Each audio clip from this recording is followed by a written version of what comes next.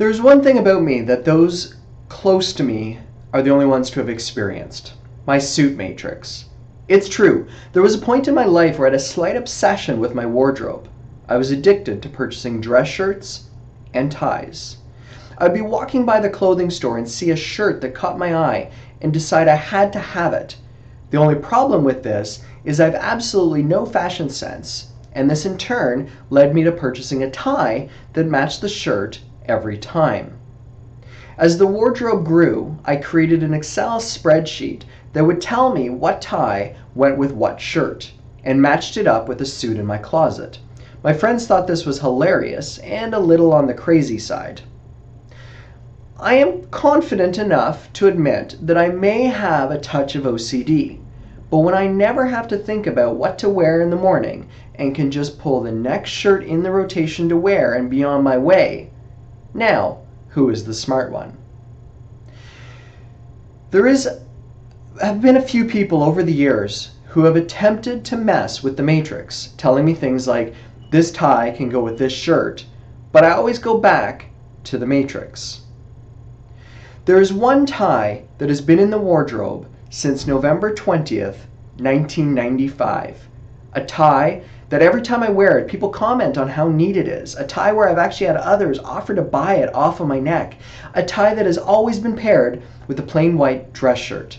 I refer to it as Grandma's tie. On November 19th, 1995, my grandmother, 3 months shy of her 90th birthday, passed away after a courageous battle with cancer.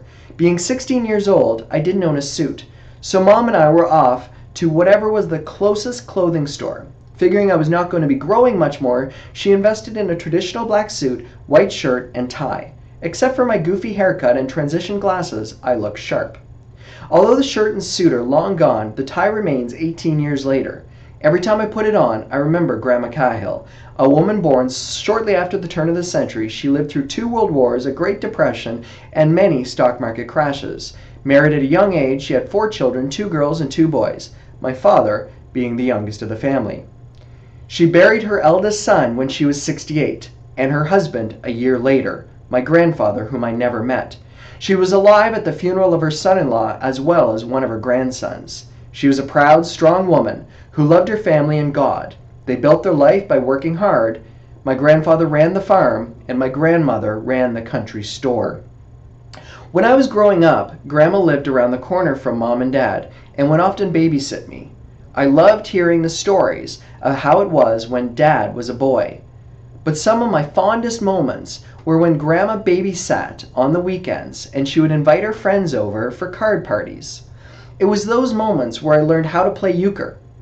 I subbed when one of the other ladies had to either go to the bathroom or go outside for a cigarette. And it was also those moments, possibly at the age of 4, where I learned how to make a screwdriver, Grandma's drink of choice. In every great stage play, when the hero dies, the story goes on forever. I am so fortunate to have had the opportunity to know my grandmother, and every 37th day that I wear this shirt and tie combination, I remember her legacy. Leaving a legacy is not only about dollars and cents, it's about values and stories. So I ask you to think for a moment, who inspired you, left an impact on your life, and what are the triggers that help you remember?